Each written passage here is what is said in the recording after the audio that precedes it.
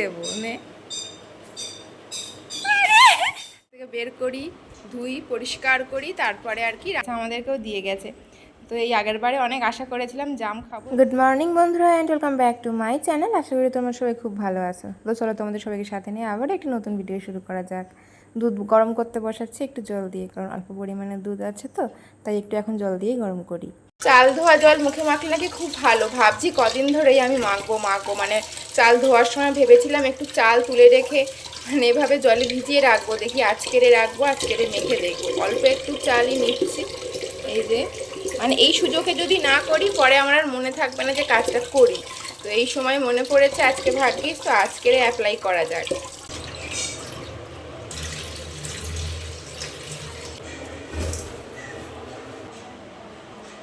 এখন চালটা ভিজিয়ে রাখি, একটু পরে সব কাজ বাজ সেরে দেখি কিরকম কি সময় পাওয়া যায়, তারপরে মাখবো। সবে মাত্র জল নিয়েছি, কালকেই সব জল শেষ হয়ে গিয়েছিল, মাত্র 1 ড্রাম ছিল। সকাল থেকে টেনশন হচ্ছিল যে এবারে কী হবে, জলালা কি আদৌ আসবে রান্না বান্না শুরু করার আগে। তো দেখছি চলে এসছে জলালা।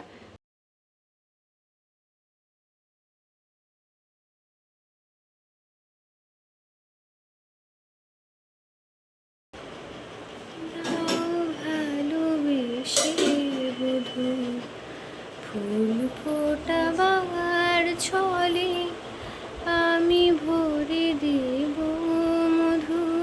যে তেলে আমার চিংড়ি হয়ে যাচ্ছে, ওদিকে কালো জিরে, আদা, তারপর পেঁয়াজি নাড়াচাড়া করছে। এবার আর কি আমার তরকারি বসবে, তো তাড়াতাড়ি করা যায় আর কি। প্যাঁচ ধরবি তবেই জোয়ান দেবো, কিন্তু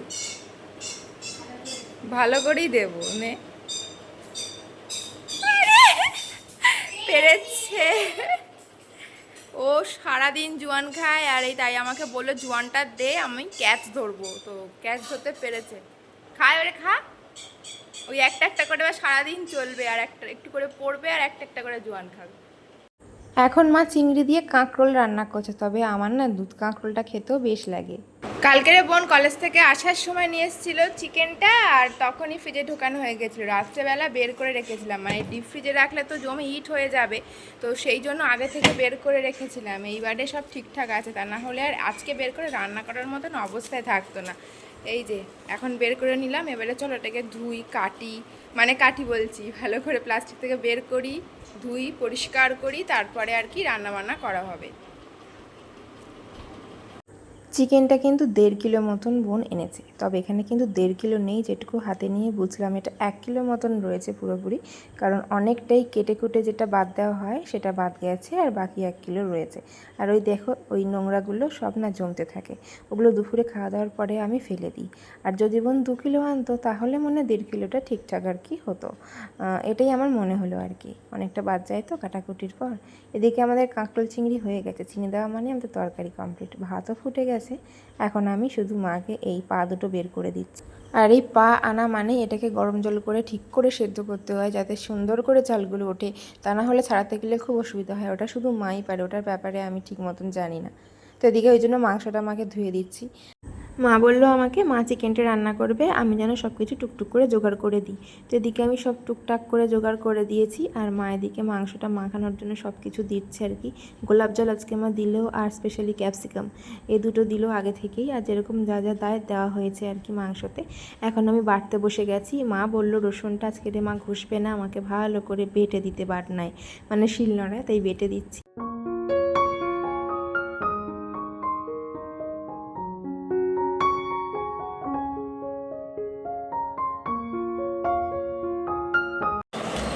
রসুনটা আর এই যে পোস্ত আর কাজু বাদামটা বেটে নিয়েছি। আগের বারে যখন পোস্ত দিয়ে কাজু বাদাম দিয়ে মাংস করেছিলাম ভালো লেগেছিলো মোটামুটি, তো সেই জন্য আবারও আজকে অনেকদিন পর চিকেন হচ্ছে, তো মা বললো এইভাবেই আবার বেটে দিতে, তো এইভাবে আজকের মা করবে এটা। তো চলো দেখতে থাকো। আমি যখন একবার কাজু আর পোস্ত দিয়ে চিকেন করেছিলাম তখন একটু অন্যরকমভাবে করেছিলাম, কিন্তু মা বলল যে আজকে আমি এইভাবেই করব, সব একসাথে মেখে বসাবো, এর টেস্টটাও একদম কিন্তু আলাদা রকমের হবে। জাম খেতে বলো তোমরা কারা কারা ভালোবাসো? জাম খেতে কিন্তু আমার বোন খুব ভালোবাসে, আমার মোটামুটি ভালোই লাগে। বোন কিছুটা খেয়ে গেছে এখন স্নান করতে, এই যে এখন পড়ছিল দেখো, ওখানে বসে এখন স্নান করতে গেছে। তো আমি এবারে খেয়ে দেখবো এটা মিষ্টি না কি কেমন, আমি তো জানি না কেমন খেতে। আসলে সকালে আমাদের যে মাছ কাকু মাছ দেয়, মাছ দিতে এসেছিলো আর এই জাম দিয়ে গেছে। কাকুকে কে একজন দিয়েছে জাম, আর কাকু আবার সবাইকে সকালে বিল্লি করেছে, যাদের মানে মাছ দিয়েছে সকালে তাদেরকে আবার দিয়ে গেছে, আমাদেরকেও দিয়ে গেছে। তো এই আগের বারে অনেক আশা করেছিলাম জাম খাবো, এরকম বড় বড় জাম কিনবো, আর কেনা হয়ে ওঠেনি আর খাওয়াও হয়নি। তো এই ব্যাপার। তো চলো খেয়ে দেখি কেমন খেতে জামগুলো, ভীষণ বেশি পেকে পেকে গেছে। জামটা কিন্তু দারুণ মিষ্টি, আর জামে কিন্তু প্রচুর পরিমাণে ভিটামিন সি থাকে, যার ফলে আমাদের কিন্তু জাম খেলে অনেক ভালো হয় স্কিনটা, তারপরে হজমটা ভালো হয়, আর হচ্ছে ওজন কমাতেও সাহায্য করে। তবে জাম সবসময় পাওয়া যায় না, এটাই দুঃখের বিষয়, ভালো জিনিস সবসময় পাওয়া যায় না, এটা তো সত্যি। মা ওদিকে আবার মাংসটা কষছে, আর এদিকে আমি নিয়ে চলে এসেছি সেই চাল ভেজানো জলটা। চালটা নাকি সুন্দর দুটুকরো হয়ে যাচ্ছে যখন নখ দিয়ে ভাঙছিলাম। তো ভাবলাম কি করে মাখি চালের জলটা, আমার তো আর স্প্রে সেই জিনিসটা নেই যে মানে ভরে নিয়ে কোনো কৌটোতে আর কি স্প্রে করব টোনার হিসেবে, সেরকম ব্যবস্থাও নেই। তো ভাবলাম বেসনের সাথে একটু মাখা যাক, ভালো হবে আর কি। বেসন তো মাঝে মাঝে জল দিয়ে মাখি, তো চালের জল দিয়ে মাখি, তাহলে আর কি ভালোই হবে। তো এখনও সবটা মেখে উঠতে পারিনি, পরে আবার একটু একটু করে মাখবো, তাই রেখে দিলাম ফ্রিজে। এদিকে মায়ের চিকেন হয়ে গেছে, মা গরম মশলা দিয়ে আর এই নামালো। আজকে একটু ঝোল ঝোল করেছে মা, আমি যেরকম করেছিলাম গ্রেভি মতন মোটা মতন, সেরকম মা করেনি। তো আজকে একটু অন্যরকম করে বললাম না মা করছে, তো মা মায়ের মতন করেছে। এত গরমে একদম এই স্কিন কেয়ার করতে আমার ভালো লাগে না, কারণ আমি যা মাখি ঘেমে যাই। তাই বোন স্নান করে এসে আমাকে বলছে, তুই এইসব মুখে কী মেখেছিস, তোর গরম লাগে না, মুখ থেকে গলে পড়ে যায় না, এত রোদের মধ্যে তোর খেয়ে দিয়ে কাজ নেই, তুই এইসব মেখেছিস, তাই আমাকেও বলছে। তো আজকের এবারে মাথা ঘষার পালা। আজকের আমি না তোমাদের সঙ্গে সেই রিকোয়েস্টেড ভিডিওটাই শেয়ার করব। সুস্মিতা আমাকে কমেন্ট করেছিল হেভি লম্বা একটা স্টোরি লিখে, তো আমি চেষ্টা করছি সেই টপিকের উপরে আজকে তোমাদের সঙ্গে একটা ছোট ভিডিও দেওয়ার।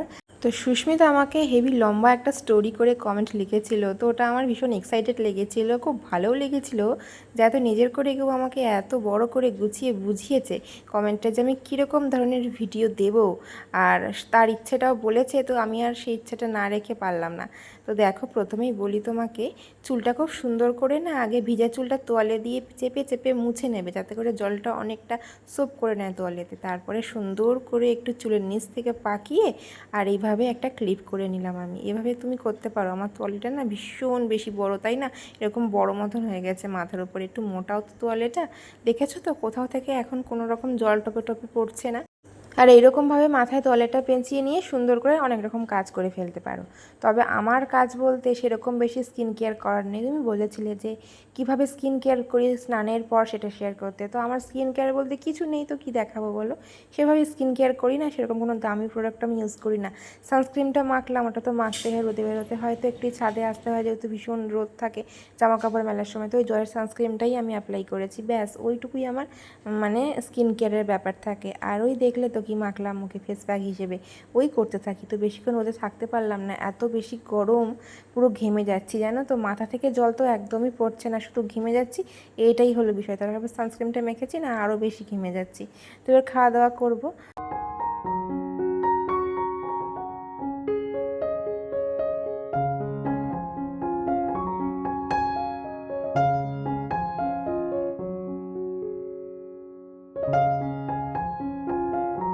এই যে স্নানের পরে আমার যা যা কাজ থাকে আর কি, সেগুলো তো তোমরা দেখতেই পাচ্ছ। তো এগুলো করতে করতেই না চুল থেকে জল একদম আরও সোপ হয়ে যাবে, কোনো রকম জল পড়ে মানে কোনো রকম জামা কাপড় ভেজার ভয় নেই, যেটা তুমি বলেছিলে। তো খেতে খেতে আমার কিন্তু অলরেডি অনেকটা জল সোপ হয়ে গেছিলো। একটু তোয়ালেটা সাবধানে পেঁচাতে হবে, আর ওই যে বললাম ভালো করে আগে জলটা চেপে চেপে মুছে নেবে।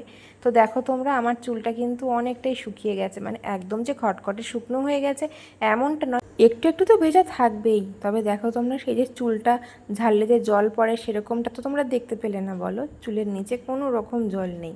এত গরম পড়েছে, এই গরমের হাত থেকে বাঁচতে গেলে আমি এটাই করি, মাথা ঘষে রাখতে পারি না গো, তাই চিরুনিতে একটু তেল মিশিয়ে নিয়েছি, নিয়ে আর এরকমভাবে আমি এখন চুলটা আঁচড়ে নিচ্ছি, তাতে করে চুলটা তাড়াতাড়ি শুকিয়ে যায়। আর চুল একেবারে শুকনো হয়ে যাওয়ার পরে যখন চুলটা আঁচড়াবো তখন না অনেকটা চুল ওঠে, তাই না আমি এই অবস্থাতেই মাথাটা আঁচড়ে নিই। তো এই এখন একটু শুকাতে শুকাতে মাথাটা ভাবলাম নেল পলিশ পরে নিই, অনেক দিন এই কালারটা পরি না, আর অনেক দিন নেল পলিশটা উঠেও গেছে নখ থেকে, পরাও হয় না, সময় সুযোগ হয়ে ওঠে না আর কি, সেই জন্য। তো তো কেমন লাগছে জানিও, কালারটা এর আগেও পরেছি, তোমাদের সাথে শেয়ার করেছিলাম। তো এবার শুধু তোয়ালেটা মেলে দেবো ব্যাস, আর চুলটা আমার অনেকটা শুকিয়ে গেছে গো। তো আজকের ভিডিওটি কেমন লাগলো অবশ্যই জানিও সুস্মিতা। দেখা হচ্ছে তাহলে তোমাদের সঙ্গে আবার একটি নতুন কোনো ভিডিওর সাথে।